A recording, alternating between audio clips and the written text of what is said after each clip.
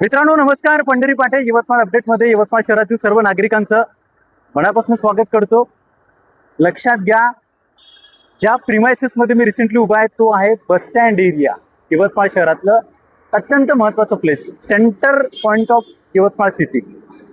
आणि या ठिकाणी अतिक्रमणाच्या बाबतीत यवतमाळ नगरपालिका भयंकर गरम चालली होती. या प्रिमायसेसमध्ये अनेक लोकांचे छोटे मोठे व्यवसाय होते, अनेक लोकांच्या उपजीविका प्रामुख्याने या प्रिमायसेसवरती डिपेंड होत्या.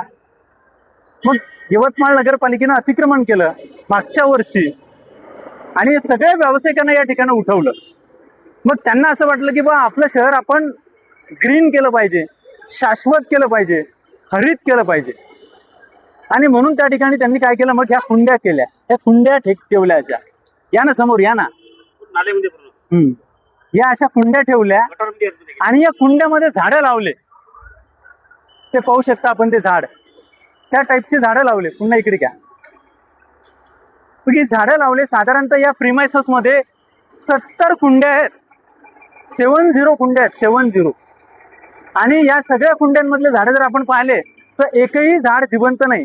आणि या सगळ्या कुंड्या सध्या गटारात पडलेल्या आहेत. गटारात पाऊस आला नाही मोठ्या प्रमाणामध्ये, त्यामुळे यवतमाळ नगरपालिकेचं बोगस चित्र हे आपल्याला समोर दिसत नाहीये. बरोबर आहे.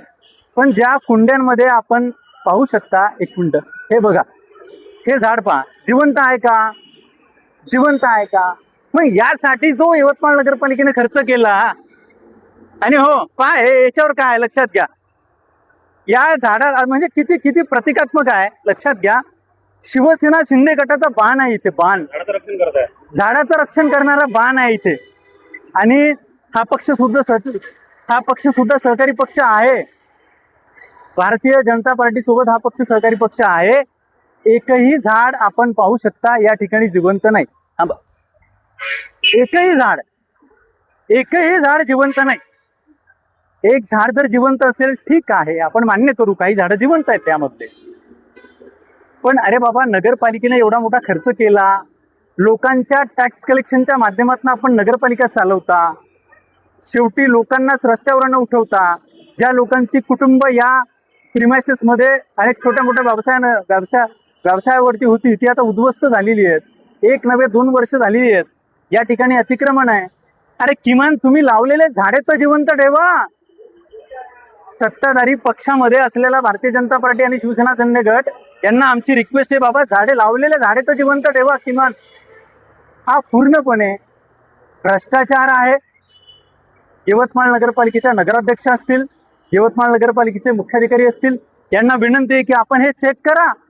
आम्ही जर बोलताना चुकत असू, आमचे सहकारी सचिन मनोहर असतील, माननीय कृष्णाभाऊ पुसनाके असतील, आम्ही जर लोकांच्या हिताचे मुद्दे उचलताना चुकत असू तर आम्ही माफी मागतो.